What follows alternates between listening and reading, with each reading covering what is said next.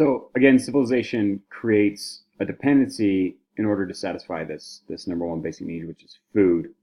Um, the way that its civilization is born is quite interesting, but not as complicated as people make it.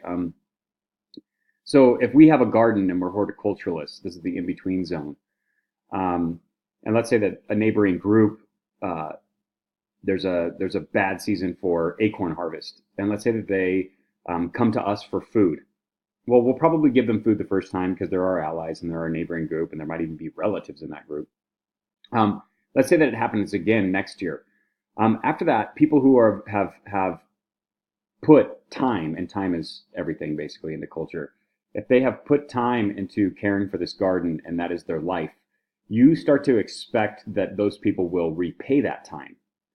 And so what happens out of that is, let's say this neighboring group now ultimately is not able to feed itself, and out of that is going to come leadership from this horticulturing group, which would basically say, hey, okay, we'll trade you.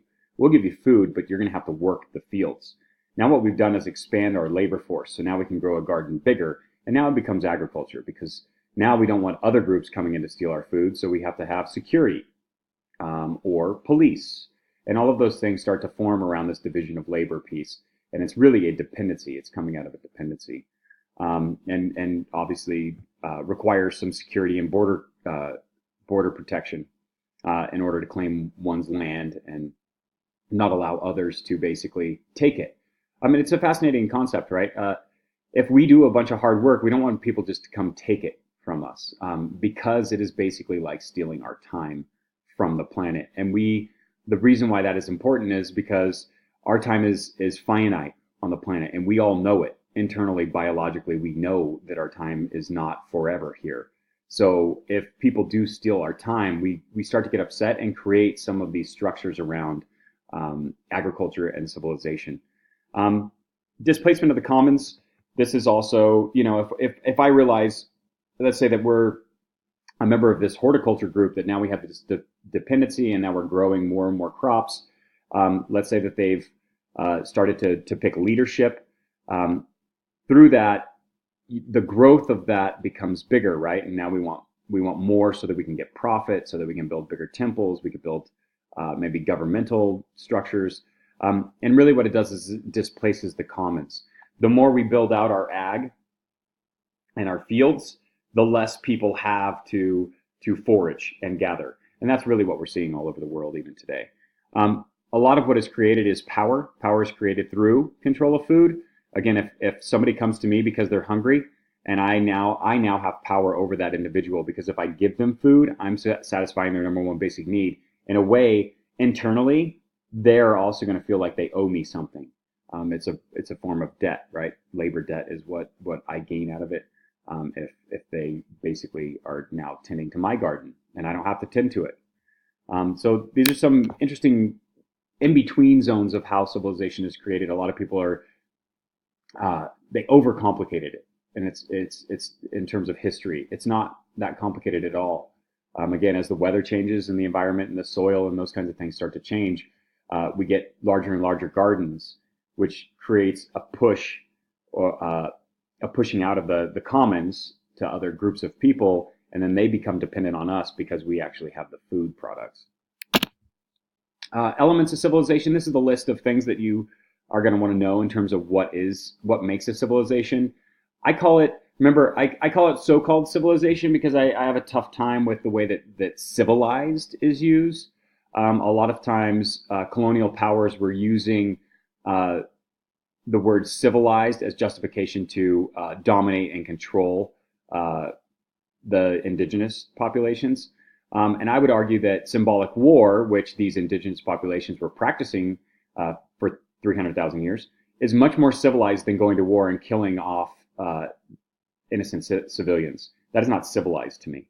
And I don't think it's civilized to anybody using the term. In terms of ranking those things as civilized behavior. Cooperation to me is more civilized than war and violence. However, the colonial powers justified war and violence because these other groups were not civilized.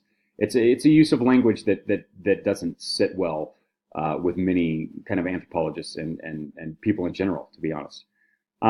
So elements of the so-called civilized world where we get cities, we get monumental architecture, which you can see a picture of here, common symbols or written language, bureaucracy, administration, division of labor, class division, domination of the natural environment. Again, this is the agricultural piece.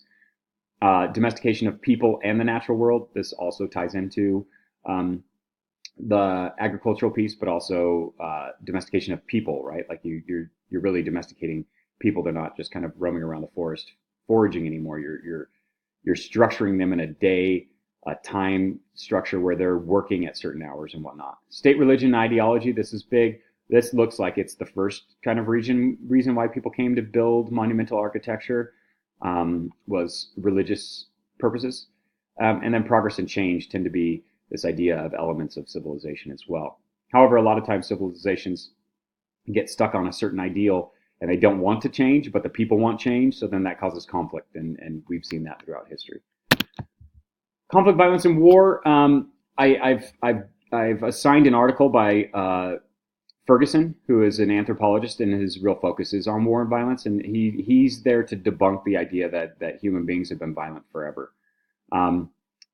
Moving away from other hominin groups may have been conflict avoidance. So back in the day when there was enough space, let's say that you were part of a group, a band level group, or a tribe, and you and your family and your friends, you decided, you know what, you don't really like how things are going in terms of maybe the people in the group, and you could ultimately just move away. You could move upriver, you can move downstream.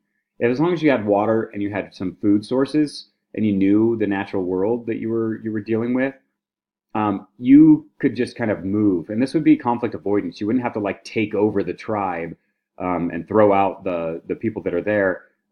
You could just move. And this is what we did. Hunting at 1 million years ago could have also led to violence. Once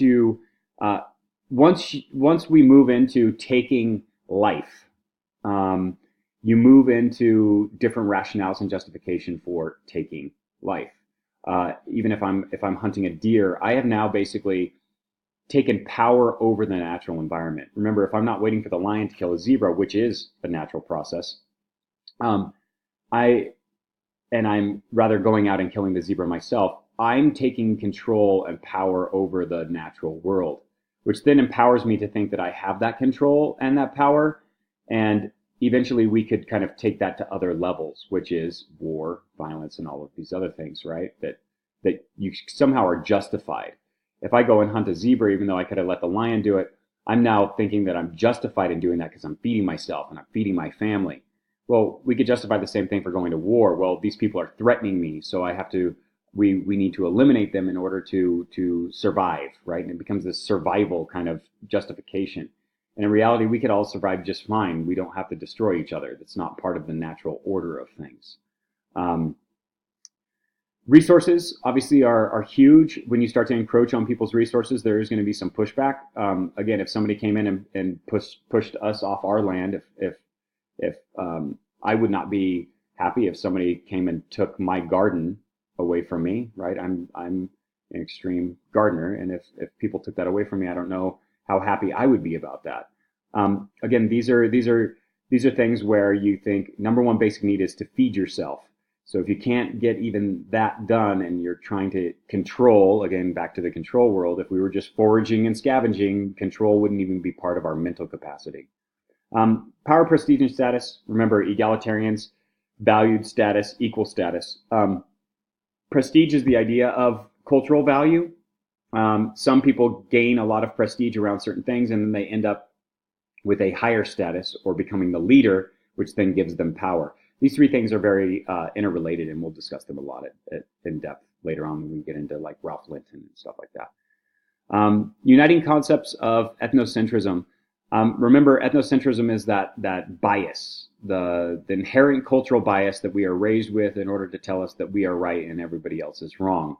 Now, not all cultures are raised that way, but a lot of them are, and the reason being is that it's an in-group mentality. It has a lot to do with actually oxytocin. If you guys want to research something very cool in terms of a hormone that is naturally occurring in us.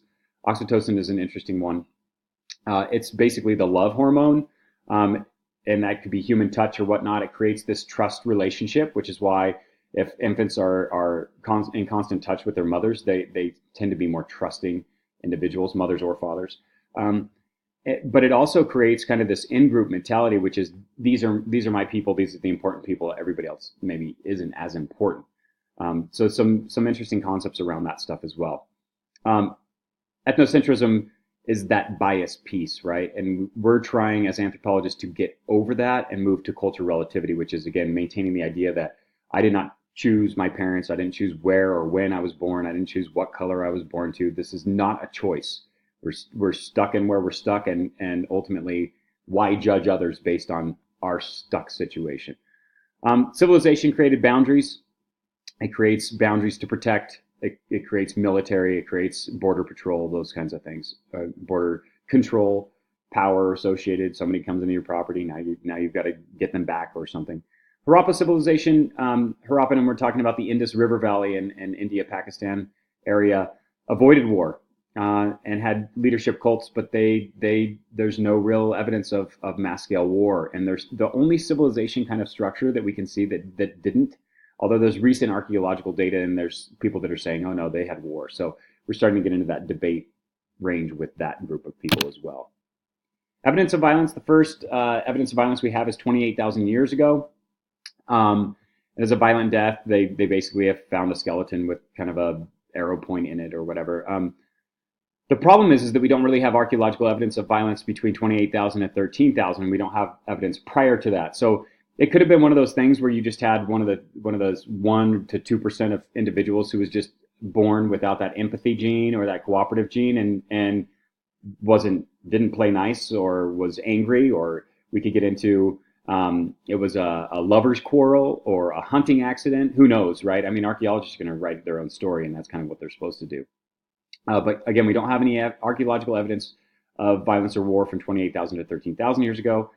At 13,000 or 11,000 BCE, we get Jebel Shaba Kadan, and it's a culture in Sudan, and we have evidence of mass killings. And this is kind of our first example of that. But this is when we start to get into civilization and buildings and border protection and those kinds of things. 10,000 years ago, we get war in Kenya. And then 10,000 years ago, we also get evidence in Australia and Europe. So again, no evidence of war or mass violence in Europe prior to 8,000 BCE.